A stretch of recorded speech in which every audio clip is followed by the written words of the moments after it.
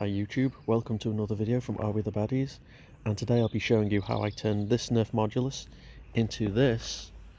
Let me give you a slow pan across. So you got metallic red, black parts with a nice blue stripe that's heavily weathered. Other black parts of the gun, still continuing with the desert, ending with a nice blue stock.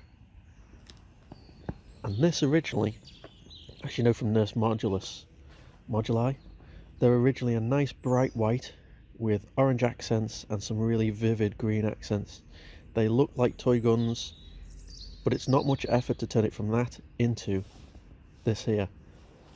You just need these paints here, and I'll go through all this. First thing I did was I sanded off all the paint, especially the green paint, because it's kind of resistant to when you want to put paint over it. It doesn't like it. So if you sand it off just gently and then use wire wool just to smooth it out. I left, as you can see there, I left the Modulus logo on just because it's recessed, and once you paint it, it kind of looks amazing. See there? But once I sanded it off, I gave it a priming coat in High Coat Plastic Primer Grey, and then sprayed it all with High Coat Matte Black. And once you turn these from white, the original colour, into black, you can see a totally different, you can see the shape of it, you can see some of the design things that the designers put in. I mean, look at all these little bits and bobs here at the front, it's just amazing. Some real lovely work goes into these, including, where is it here? This here. When you spray it all black, you see it all pop out, and then you can realise what exactly you can do with it.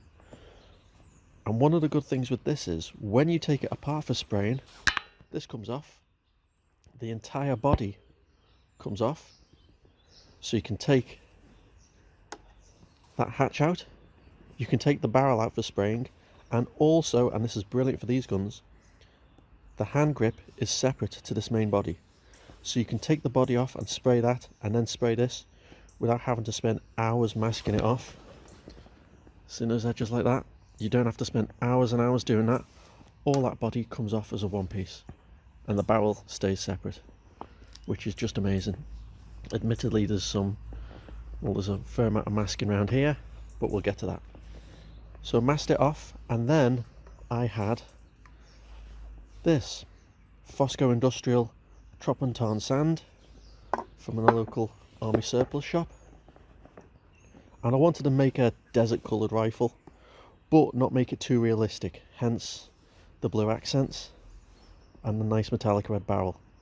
But that colour is absolutely, I mean, that colour there is just absolutely brilliant. That took about 3 coats just to get it like that. And then the barrel itself, I didn't want to put a black barrel on it because it just would have looked, I wanted something a little bit different. So say hello to Plasticoat Metallic Red, which gives it this nice, it's not a normal red like flame red or something like that. It does look metallic, it really does. There's accents, there's little details I'll come to in a second. Now, this stripe here, this was originally going to be a stripe going all the way up the body, all the way up there, same with there. So it's a nice blue stripe going all the way up, but I wanted it to look weathered and battered. And the best way to do that is some Humbrol Mascol, which is absolutely brilliant. You paint it on, it's just liquid latex. You paint it on, wait for it to dry. I usually give it about 24 hours, just to be sure. I paint it on all the high edges where the thing could catch and chip. Let me show you. So you got it. Oh, and the red parts here, I'd originally put a red stripe on, and then painted over it to show that this magazine was originally with a red striped rifle, and has just been picked up and put on another rifle, you know, one previous careful owner. But as you can see, all the, especially with the sun coming out now, so all the edges that are the catch on, I painted Mascol on. There's the flash cover there, just there, even under the carry handle, on top of the carry handle, in the front of the carry handle, and then turn it over. It's the other side of the rifle, and it continues down just like that. And there's the other side of the gun now.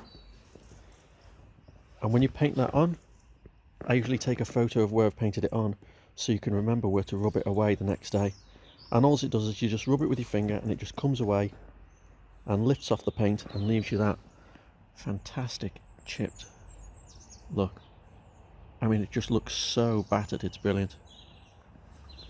There's a great one there. And that colour is Plasticoat Night Blue. And even on the back here, see that? Because that's what it'd rub against your clothes, rub against his armour, whatever he's wearing.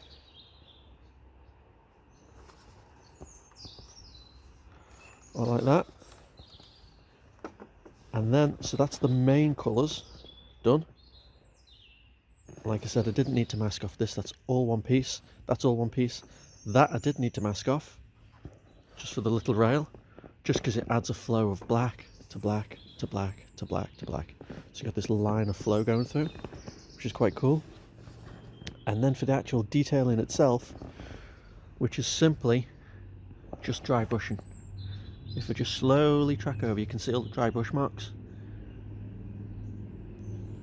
And on the edges, that's meant to be the rail, Nerf's version of a Picatinny. See, especially there, I'm really happy with how that looks. And there as well. And there, that is literally just Citadel lead belcher, which it won't focus on, which is annoying.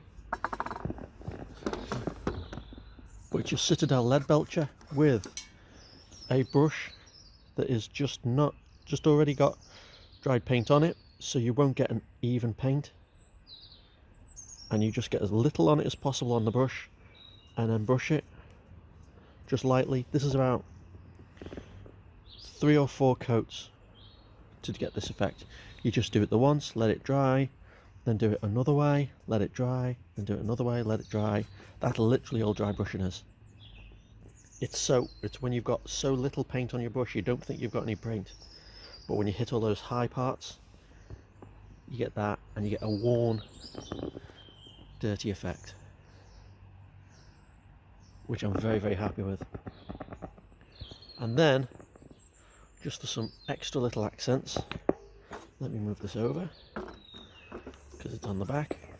Here on the stock, see the dirty brown mark inside?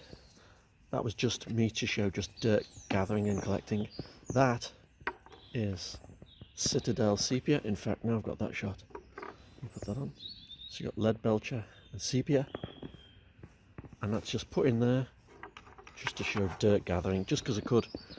And also I'll put it on the back of the stock there, just to show dirt gathering and mud and gunk that the owner of this rifle didn't clean. And that takes a while, but that is it. That is everything to get that rifle. And now let me show you what it looks like in the sunshine.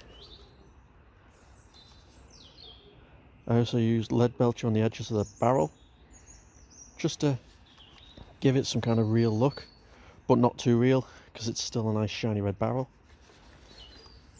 The barrel and that tube, the gas tube, I guess you call it, that's all one piece, so that needed masking off to paint that. So it's just connected, see in there. And the barrel itself goes to about here, and then there's the gears to fire the dart.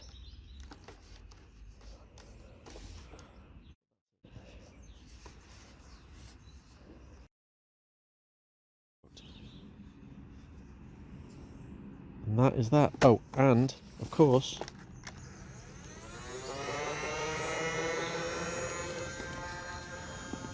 still fires.